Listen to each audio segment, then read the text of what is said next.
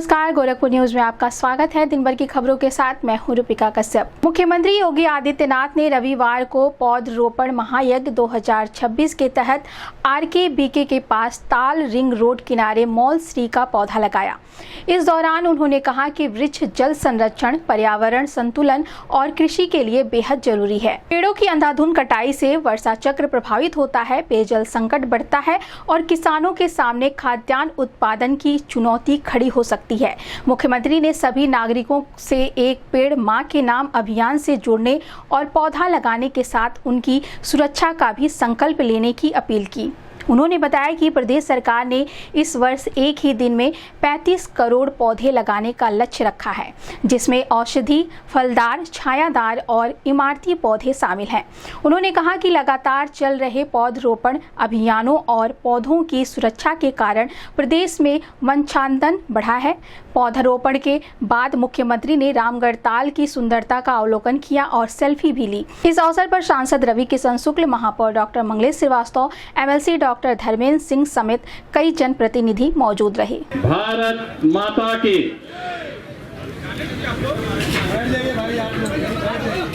गोरखपुर महानगर में एक पेड़ मां के नाम वृक्षारोपण महाअभियान के क्रम में आज का दिन आदरणीय प्रधानमंत्री मोदी जी के आह्वान पर एक पेड़ मां के नाम धरती माता के प्रति कृतज्ञता ज्ञापित करने के महायज्ञ के रूप में वृक्षारोपण महाअभियान के रूप में उत्तर प्रदेश शासन ने निर्धारित किया है। पूरे प्रदेश भर में आज हर जनपद में, हर गांव में, हर नगर में, हर वार्ड में वृक्षारोपण कार्यक्रम के साथ एक पेड़ मां के नाम इस अभियान के साथ हर नागरिक जुड़ रहा है। मुझे प्रातः 8 बजे गोरखपुर लिंक एक्सप्रेस वे पर इस अभियान को शुभारंभ करने का अवसर प्राप्त हुआ।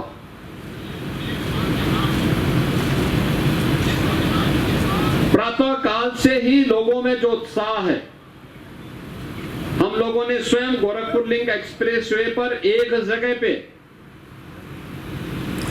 15,000 से अधिक वृक्षारोपण एक पेड़ मां के नाम इस अभियान के क्रम में वहां पर आज रोपने का काम किया है। और अभी मुझे रामगढ़ ताल के किनारे इस अभियान का हिस्सा बनने का अवसर प्राप्त हुआ है। प्रदेश भर में जो कार्यक्रम चल रहे हैं अब तक प्रातः काल से लेकर के अभी तक 5 करोड़ से अधिक वृक्षारोपण के लक्ष्य को प्राप्त करने में सफलता प्राप्त की है। 5 जून को भी जब विश्व पर्यावरण दिवस था तब भी उत्तर प्रदेश ने एक पेड़ मां के नाम इस अभियान के क्रम में 5 करोड़ से अधिक वृक्षारोपण के कार्यक्रम को प्राप्त किया था। पिछले 9 वर्षों से हम प्रदेश के अंदर इस अभियान को मजबूती के साथ लेकर के चलते हैं।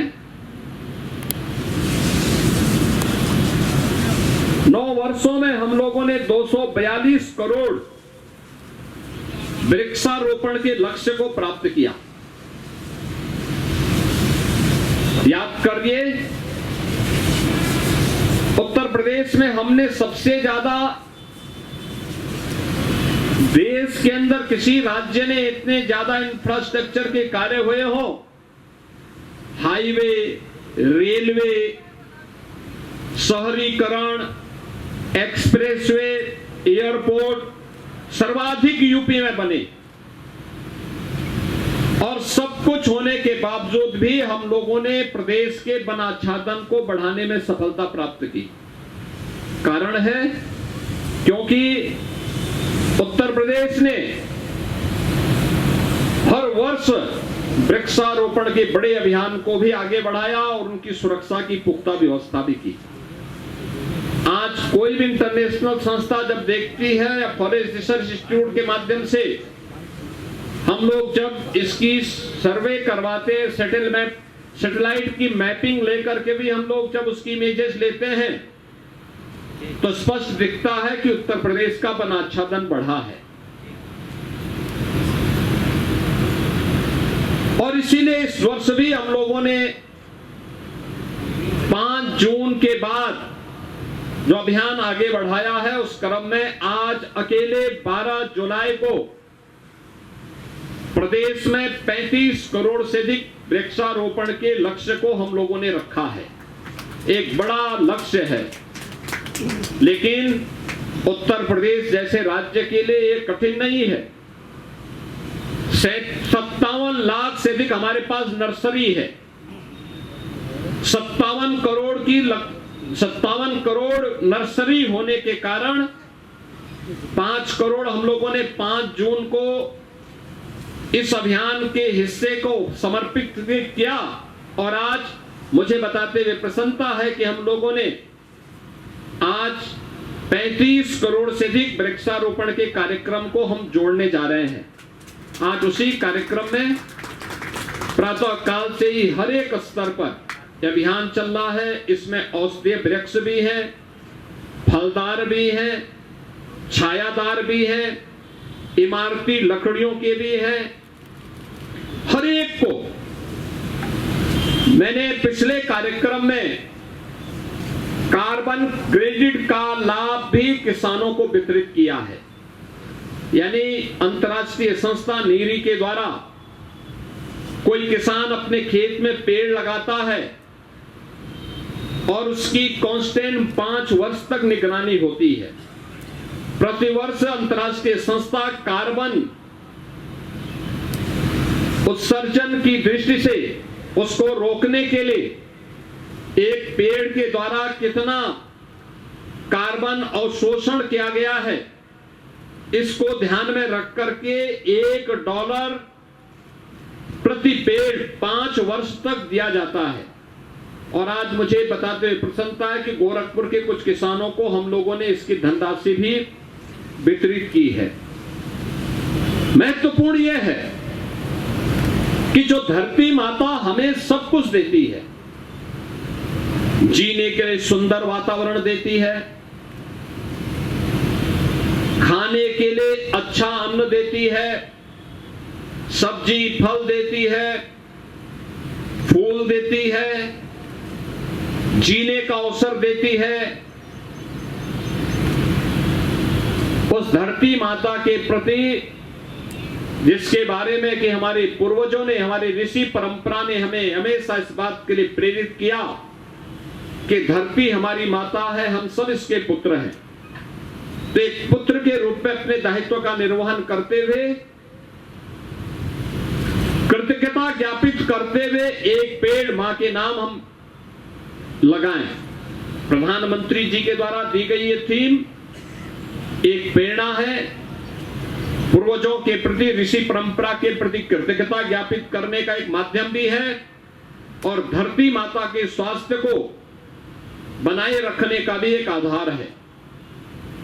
हम सबके सामने अगर शुद्ध नियत से कोई काम होता है तो ईश्वरीय कृपा कैसे होती है। आपने देखा होगा कल से लगातार बारिश पड़ी है। इस अभियान के लिए सबसे अच्छा दिवस, व्यापक पैमाने पे ये कार्यक्रम आज हम लोग प्रदेश भर में कर रहे हैं। हर जनपद में कोई ना कोई मंत्री गया है, केंद्र सरकार का मंत्री, राज्य सरकार का मंत्री, आयोग और बोर्ड के चेयरमैन, माननीय सांसद, माननीय विधायक, महापौर, चेयरमैन, पार्षद, प्रधान, शासन के अधिकारीगण ये सभी इस अभियान का हिस्सा बन रहे हैं। यह अभियान का हिस्सा इसलिए जिससे हर व्यक्ति इस अभियान के साथ जुड़ करके अपने उज्जवल भविष्य को और आने वाली पीढ़ी को एक अच्छा वातावरण दे सके। प्रकृति के साथ खिलवाड़ की कीमत आज विश्व मानवता चुका रही है।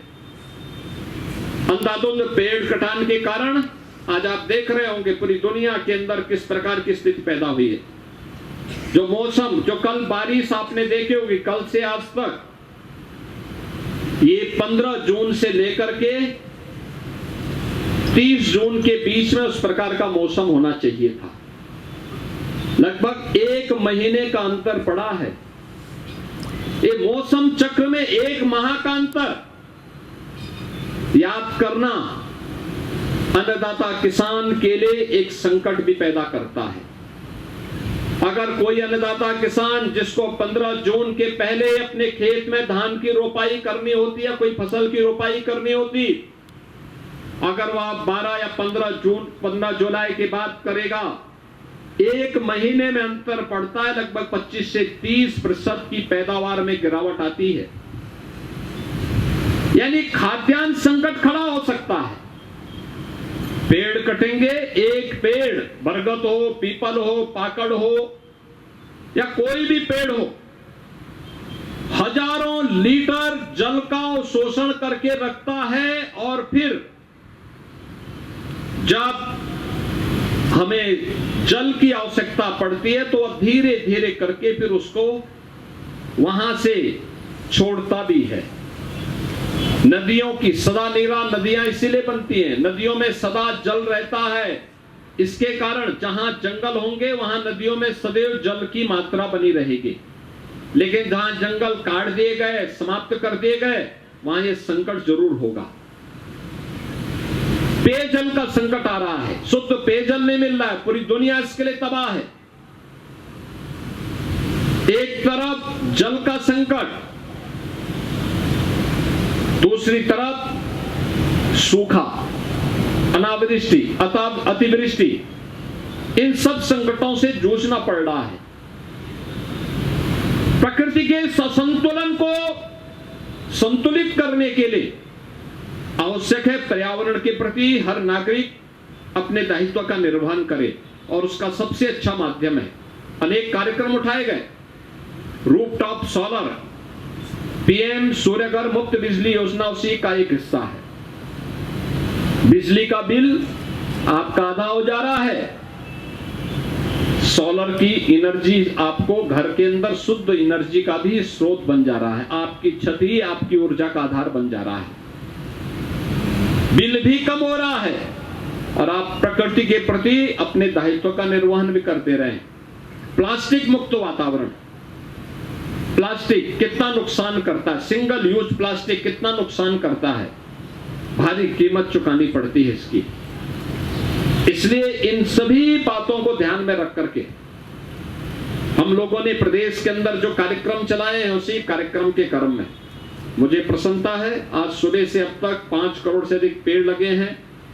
दिन भर यह अभियान चलेगा।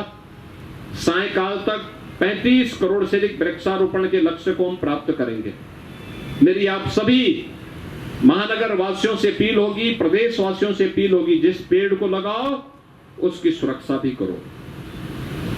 ये धरती माता के प्रति हमारा दायित्व होगा, कृतज्ञता ज्ञापित करने का एक माध्यम होगा, और यही तो हम सबकी पहचान है। प्रकृति के प्रति, पर्यावरण के प्रति अगर हम सब अपने दायित्व का निर्वहन कर रहे हैं तो फिर कोई संकट आने वाले समय में नहीं होगा। वो आने वाली पीढ़ी का वर्तमान भी और भविष्य भी उज्जवल होगा। इसलिए एक पेड़ मां के नाम इस अभियान का हम हिस्सा बने, एक पेड़ जरूर लगाएं और धरती माता के प्रति अपने दायित्व का निर्वहन अवश्य करें। इस विश्वास के साथ इस पूरे अभियान के प्रति मैं अपनी शुभकामनाएं देता हूं। धन्यवाद। जय हिंद।